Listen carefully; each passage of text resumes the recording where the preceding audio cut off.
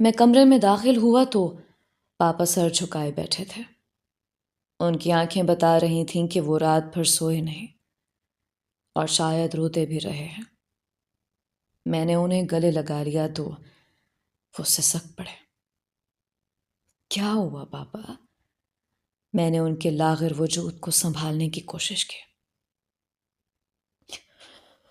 مجھے معاف کر دینا ساحر بیٹا، میں ہار گیا، تمہارے دشمن جیت گئے، میں تمہیں نہیں بچا سکا۔ سپریم کورٹ نے تمہاری عمر قید کو سزائے موت میں تبدیل کر دیا ہے۔ پاپا پھوٹ پھوٹ کر رو پڑے۔ مجھے سارا کمرہ گھومتا ہوا محسوس ہونے لگا۔ مجھے مجذوب کی 7 سال پہلے کہی بات یاد آ گئی۔ گویا موت کا وعدہ صرف سنی کے ساتھ ہی نہیں، خود میرے ساتھ بھی طے ہو چکا تھا۔ حضرت سلیمان علیہ السلام کا دربار لگا ہوا تھا۔ سب جن و انس، چرند پرند اور ہوا مؤدب اور ساکت کھڑے نئے حکم نامے کا انتظار کر رہے تھے۔ ہدہد جو ملکہ سبا کے تخت کی خبر لایا تھا، اس نے کن اکھیوں سے مور راجا کی طرف دیکھا۔ سامنے خوبصورت نقاشی والے اونچے عظیم ستونوں میں سے ایک پر دیمک کے کیڑے دم سادے بیٹھے تھے کہ ابھی شہتیر کو کھانے کا حکم نہیں ملا تھا۔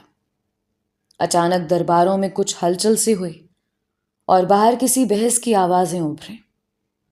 حضرت سلیمان علیہ السلام کی روبدار آواز گونجی، فریادی کو آنے دیا جائے۔ دربار میں داخل ہونے والا شخص سخت خوف زدہ تھا اور وحشت بھرے انداز میں بار بار باہر دروازے کی طرف دیکھ رہا تھا۔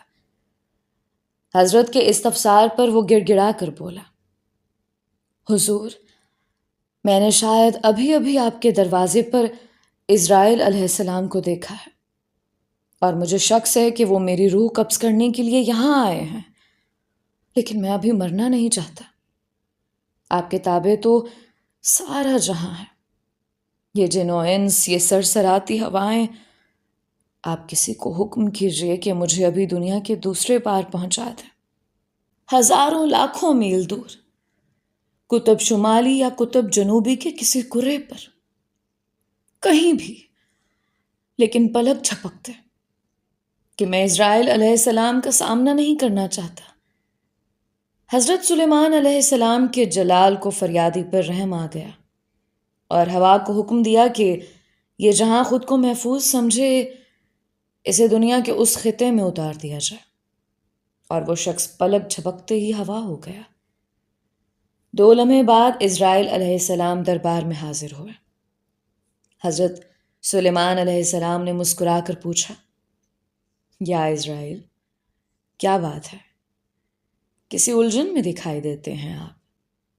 اسرائیل علیہ السلام نے جواب دیا، ہاں، ازل سے لے کر آج تک کبھی الجھا نہیں ہوں، پر آج 2 لمحے پہلے ہی آپ کے دربار کے دروازے پر ایک شخص کو دیکھ کر پہلی بار من بھٹکا کہ کہیں مجھے روح قبض کیے جانے والوں کی کوئی غلط فہرست تو نہیں تھما دی گئی۔ سلیمان علیہ السلام نے چونک کر پوچھا، کیوں؟ ایسا کیا ہوا؟ اسرائیل علیہ السلام بولے، کیونکہ میری فہرست کے مطابق میں نے اگلے لمحے جس شخص کی جان لینی تھی، اسے شمار کے حساب سے اس پل دنیا کے دوسرے سرے پر ہونا چاہیے تھا، لیکن وہ آپ کے دروازے پر کھڑا نظر آیا تو میں بھی الجھ گیا۔ لیکن کیا عجیب بات ہے کہ میں ٹھیک وقت پر، جیسے ہی مقررہ وقت پر پہنچا، تو میں نے اس شخص کو اسی جگہ پایا جہاں اس کی جان لینا طے تھا۔ سچ ہے، میرا رب بڑی طاقت والا ہے۔ صوفی رحمت اللہ نے اپنی بات ختم کی تو قیدیوں کے مجمع پر سوئی گرنے کی آواز سن لینے والا سناٹا طاری تھا۔ آج بدھ کے روز پھر تبلیغی جماعت قیدیوں کو درس دینے آئی ہوئی تھی۔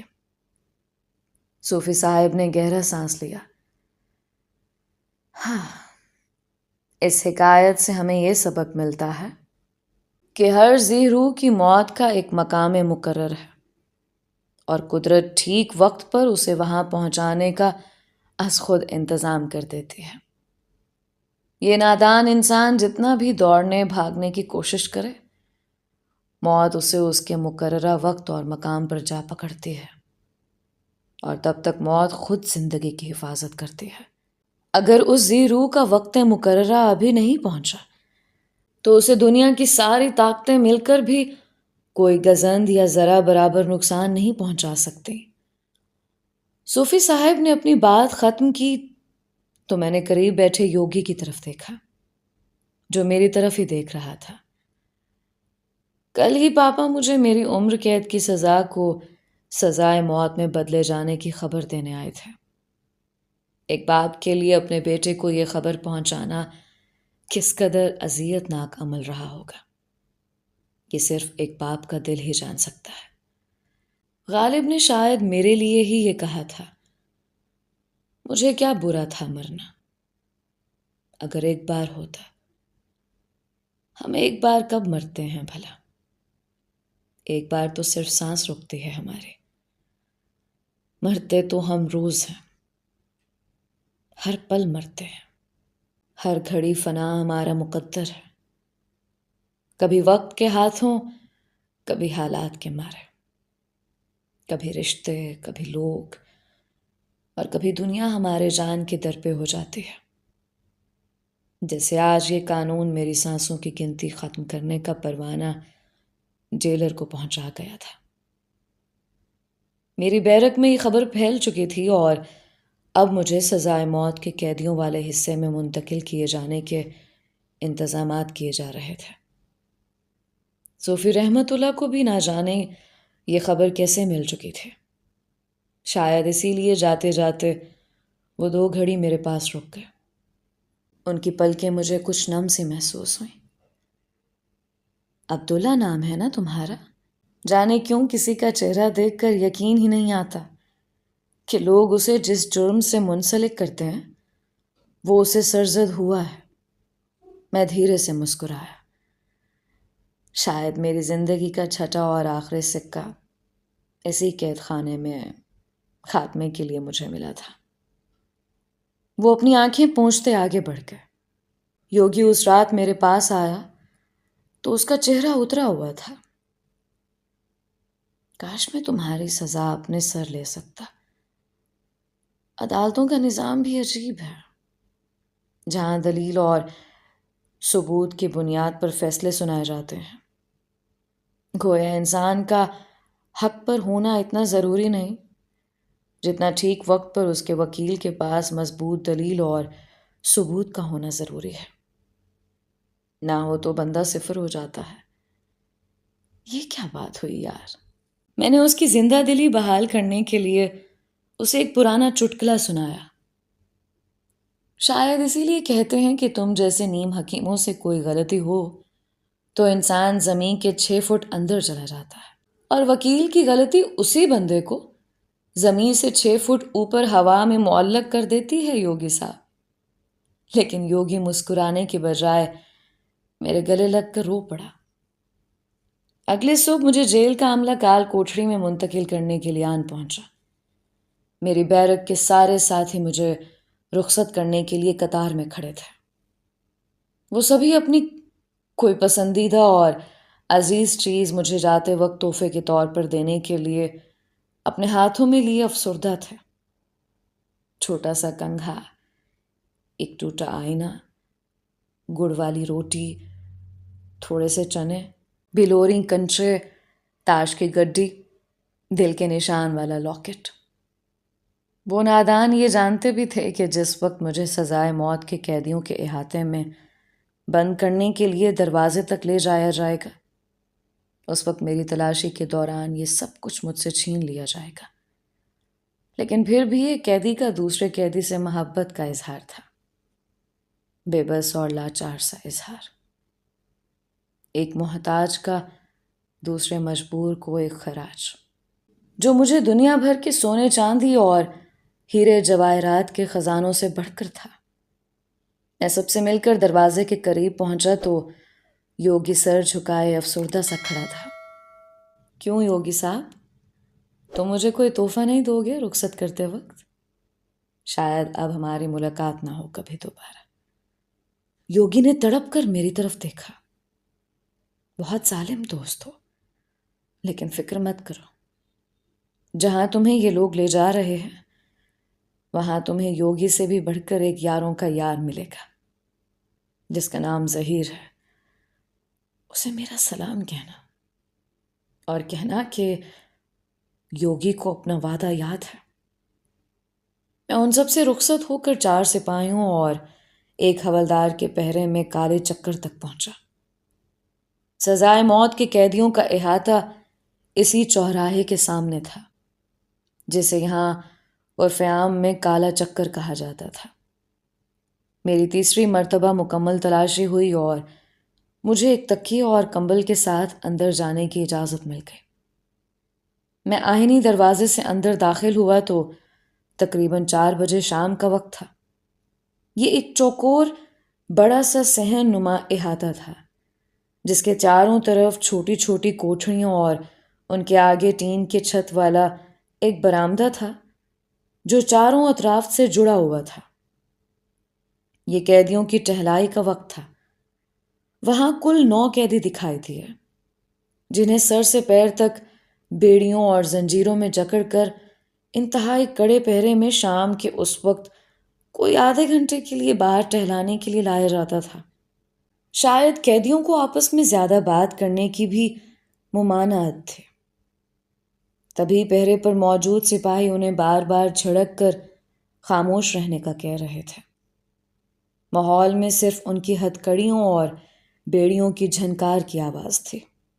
قیدیوں کو باہر نکالنے سے پہلے ان کے پیروں میں آئینی بیڑیوں سے جڑی لمبی وی شکل کی سلاخیں پہنا دی جاتی تھیں، جنہیں یہاں کی زبان میں ڈنڈا ڈولی کہا جاتا تھا۔ ان سلاخوں کی وجہ سے اپنے گھٹنے نہیں موڑ سکتا تھا اور اسے سیدھی ٹانگ اٹھا کر چھوٹا سا قدم آگے رکھنے کی ہی سہولت مل سکتے تھے۔ یہ اہتمام اس لیے ضروری تھا کہ قیدی بھاگنے کی کوشش نہ کر سکے۔ مجھے دور ہی سے ان قیدیوں کی کلائیوں اور ٹخنوں میں بڑے بل اور زخموں کے گہرے نشان دکھائی دے گئے۔ ڈنڈا ڈولی کی وجہ سے قیدی تکلیف اور بہت اذیت میں چل رہے تھے، کیونکہ لوہے کی وہ سلاخیں ذرا بھی غلط یا تیز قدم اٹھنے پر ان کی رانوں کے اندرونی گوشت میں پیوست ہو جاتی تھیں۔ انسان نے اپنے جیسے انسان کو ہی تڑپانے اور اذیت دینے کے کتنے حربے ایجاد کر رکھے تھے یہاں۔ میں اندر داخل ہوا تو سبھی قیدیوں نے چونک کر میری طرف دیکھا۔ احاطے کے برآمدے اور چھت کے اطراف کے گارڈز اپنی بندوقیں قیدیوں کی طرف سیدھی کیے چوکنا کھڑے تھے، تاکہ کسی غیر معمولی حرکت کی صورت میں وہ سیدھی گولی ان کے دل میں پیوست کر سکیں۔ احاطے میں کل اطراف 28 کوٹھڑیاں تھیں، یعنی ہر برآمدے تلے 7 چھوٹی کھولیاں سی بنی ہوئی تھیں۔ صحن کے درمیان میں ایک گول چبوترا سا بنا ہوا تھا، جس کے وسط میں لکڑی کا ایک پرانا سا بجلی کا کھمبا نصب تھا، جس کے اوپر کافی اونچائی پر لیمپ شیڈ کے نیچے کمزور پیلی روشنی والا ایک بلب جھول رہا تھا، جسے سر شام ہی جلا دیا گیا تھا، لیکن وہ پھر بھی مدھم لگ رہا تھا۔ شام ہی سے بجھا سا رہتا ہے، دل ہوا ہے چراغ مفلس کا۔ مجھے جو کال کوٹھڑی دی گئی اس کا نمبر 17 تھا، 4x6 کا ایک ناکافی سا ڈرپا، زنگ اور سیلن سے تھا۔ باس والی کھولی جہاں میری باقی ماندہ زندگی گزرنے والی تھی۔ تھوڑی ہی دیر میں شام ڈھل گئے۔ یہ آزاد کھلے شہروں اور آسمان تلے جینے والے جو کبھی کبھی اکتا کر شام کی اداسی کا رونا روتے ہیں، وہ اگر کبھی جیل کی ڈھلتی شام کی اداسی کو اپنی روح کے اندر اترتا محسوس کر لیں تو شاید وہ عمر بھر کبھی دوبارہ اداس شام کی شکایت نہ کریں۔ قیدی کی شام بھی کسی قید میں جکڑے کڑے پہرے کی طرح اترتی ہے۔ قطرہ قطرہ زہر کے پیالے جیسی شام، سرمئی سیاہی مائل، دل کے اندر اندھیرا کر دینے والی شام۔ ہماری کوٹھریوں کے گرد بھی تاریک اندھیرا پھیلنے لگا، تو برآمدے میں تھوڑے تھوڑے فاصلے پر لگے زرد بلب جلنے لگے۔ ہر قیدی کے حصے میں تھوڑی سی روشنی آئی، جسے سب نے مل بانٹ لیا۔ رات گہری ہو چکی تھی، مگر میری آنکھوں سے نیند کوسوں دور تھی۔ جانے کیوں آج مجھے سلطان بابا بہت یاد آ رہے تھے۔ کبھی ایسی ہی ایک کوٹھڑی میں ہم دونوں الگ الگ جبروت کی قید میں بند تھے، لیکن جب وہ میرے ساتھ ہوتے تھے تب مجھے کسی بات کی پرواہ ہی کب ہوتی تھی بھلا۔ میں تو جیسے سب ان کے سپرد کر کے خود اطمینان سے لمبی تان کر سو جایا کرتا تھا۔ وہ جاتے جاتے میری نیندیں بھی اپنے ساتھ لے گئے تھے۔ شاید آدھی رات بیت چکی تھی، تبھی اچانک میری کوٹھی کی دیوار پر کسی نے لوہے یا سلور کی کسی چیز سے دستک دی۔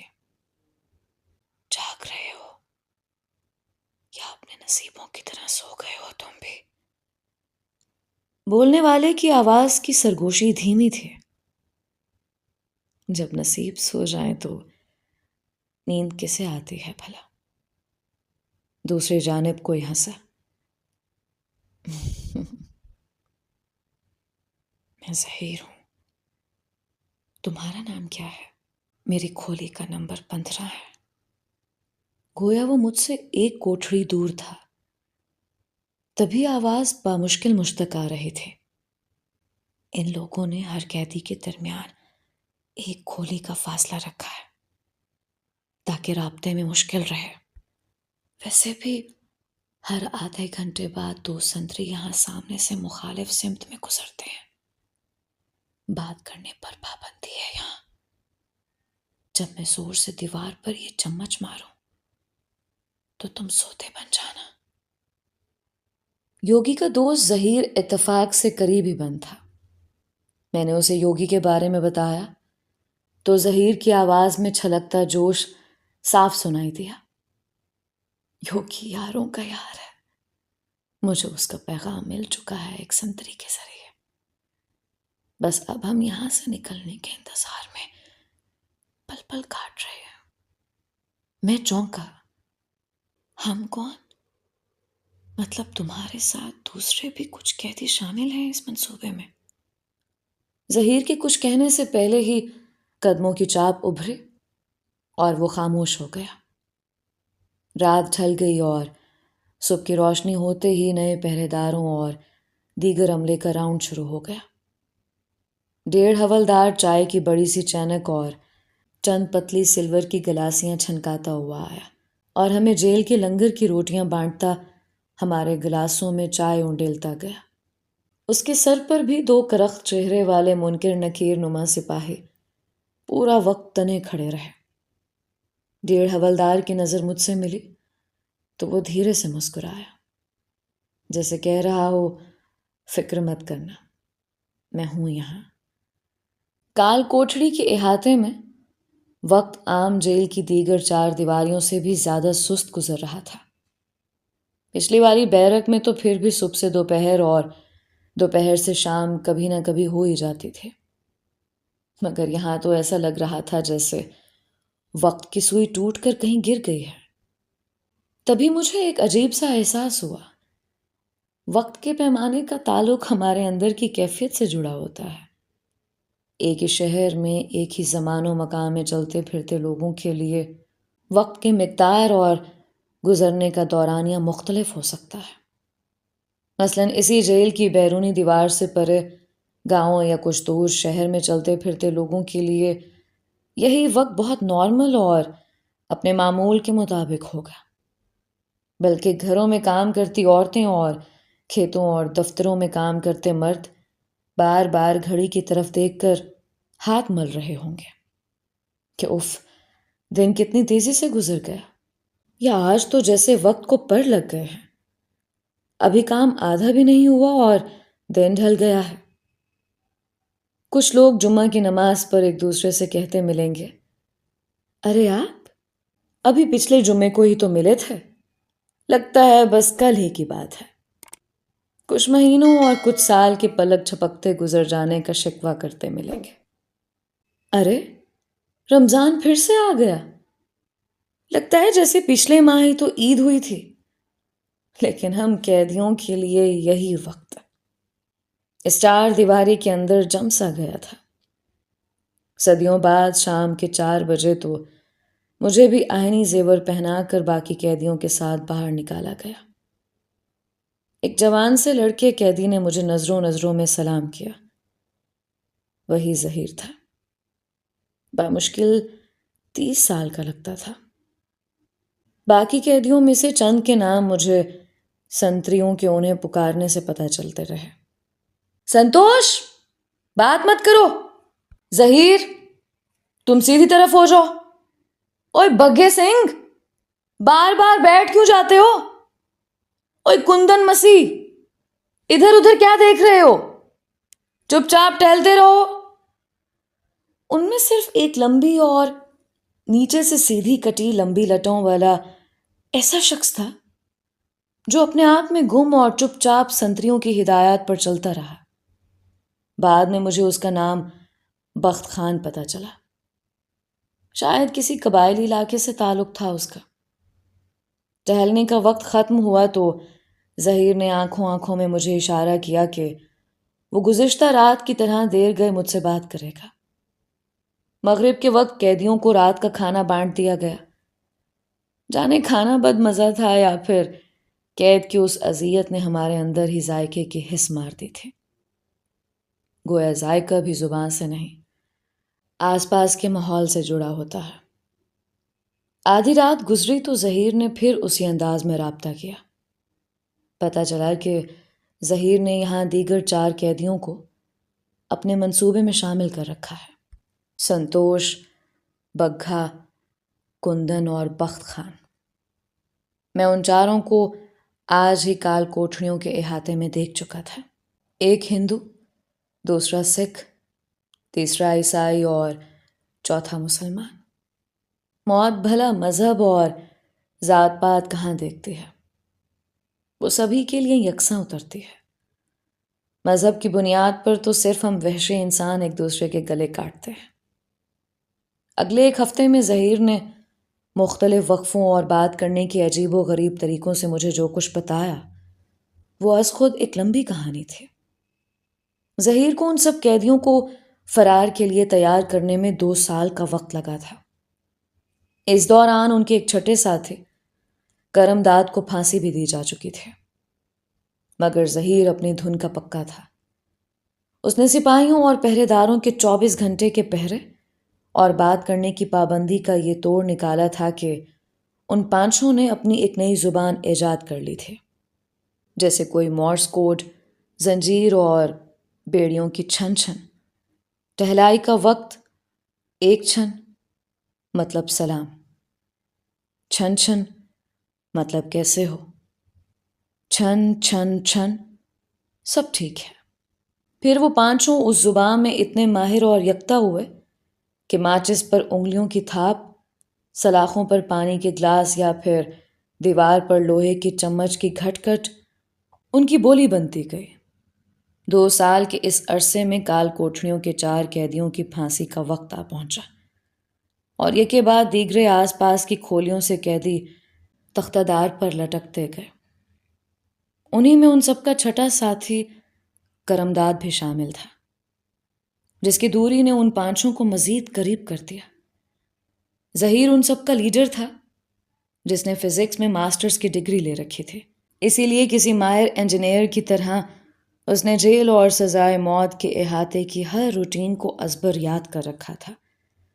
اس کا اندازہ گھڑی کی سوئیوں کی طرح کامل تھا۔ رات جیل کی چوبر جی پر سپاہی کتنے بجے تبدیل ہوتے تھے، جیل کی فصیل پر بنی پہرے داروں کی برجیوں کے درمیان کتنے قدموں کا فاصلہ تھا، اور کتنی دیر میں 2 سنتری ایک دوسرے کو کراس کر کے دوسری جانب چلے جاتے تھے۔